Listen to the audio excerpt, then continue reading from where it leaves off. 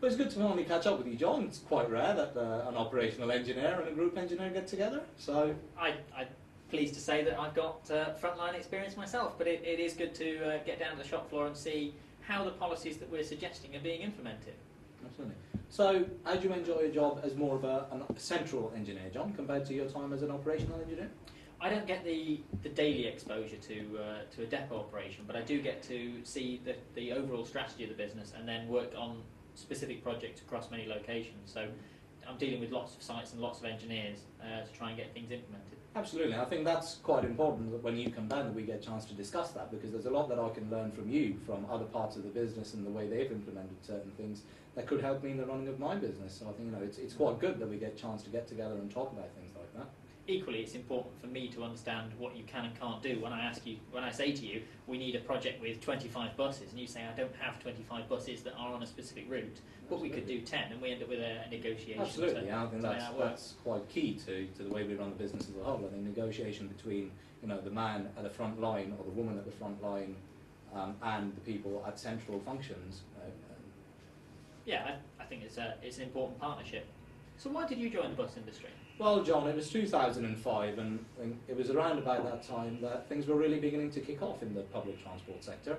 There's a lot of legislative changes coming in, a lot of policy changes coming in from the government, as well as from legislation for legal requirements. And just in general, I think it was at that time that traffic was really building up on the roads, the fuel prices had started to go up, and I felt there was really a large scope within the public transport sector, particularly on the road, being bus, to be at the forefront of change, and first being such a big company with an international presence, running a variety of operations in a variety of countries. I think that really gave me the opportunity and a challenge to come in and see what the premier business within the industry was doing to be at the forefront.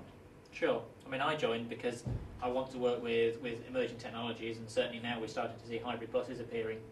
We've run hydrogen buses, we've run CNG buses. And we've got lots of opportunities to try different technologies, better tyres, different engines. We've got emissions control equipment coming in, and for me, that's the most interesting part of what I'm doing. And I'm at the forefront. I'm doing it. Yeah, and I think what's quite good with this industry is it's not just a few people at the centre that are involved with that, because it actually cascades down and involves trials with people on the front line within a workshop, and I get to see things like that, whereas in a lot of industries you tend to be detached from that if you're working away from the centre. I think that's quite key and quite important for me in the job, that I still keep abreast of emerging new technology and changes that are happening, while at the same time having the opportunity to come into my job every day, and every day is different and every day is a challenge. But there is also things happening in the background that keep us involved and keep us motivated to keep going on. I think as we get more advanced technology with Euro 4, Euro 5 vehicles, we've got AdBlue, we've got hybrids coming, things like that, I think we're going to see a lot of challenges with the technical staff, the technical skills of the staff on the shop floor. What do you think we're going to face in the next sort of 5-10 years? I think certainly there's a large shift at the moment from vehicles with a more mechanical bias to vehicles with a more electronic and electrical bias. And I think we've seen that in all vehicles, certainly in cars from maybe from about the late 90s onwards. And I think what's quite exciting now is the bus is now catching up at a very rapid pace with technology in other parts of motorised transport, especially cars, and even things like Formula One cars, rally cars, racing cars. Now, there is a lot more synchronization now between the technology that we use and technology that's being used in the wider consumer market. And I think that's really exciting, because we're converging very, very rapidly. And I think maybe within 5 to 10 years, I mean, in some areas we've already overtaken them, especially in critical areas such as safety. And I hope we will still be at the front of that, and also have caught up with other developments in things such as monitoring and passenger comfort and driver comfort, and just better technology all around for the vehicles.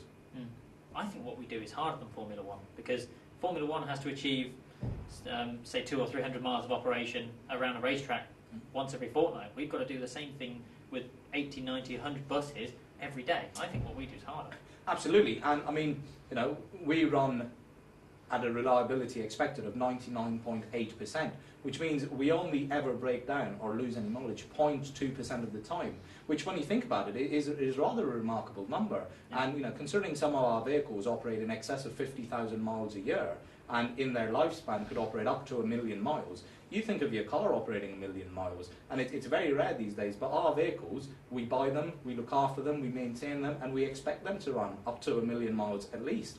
And that is the key challenge of the engineering function, is to make sure that these vehicles which you purchase and have to keep going for a 15-year lifespan are kept at that standard all the way throughout its life. Yeah, I think if we do the planned maintenance correctly, we get less unplanned maintenance, we get less breakdowns, but it's in our control. We're the guys driving it. Absolutely, absolutely. And when you break that down into mere numbers, we run almost 100,000 miles every day, and out of that 100,000 miles, our expectation is that we will lose one trip out of every 1,000, and that is a really remarkable statistic. And even when you compare it to other industries like rail, the expected reliability in rail is 95%, which seems a high number, but when you consider we are expecting our staff and our managers to achieve 99.8% reliability, it's a phenomenal achievement. It's hard work. We should be very proud of what we manage, absolutely. Yeah.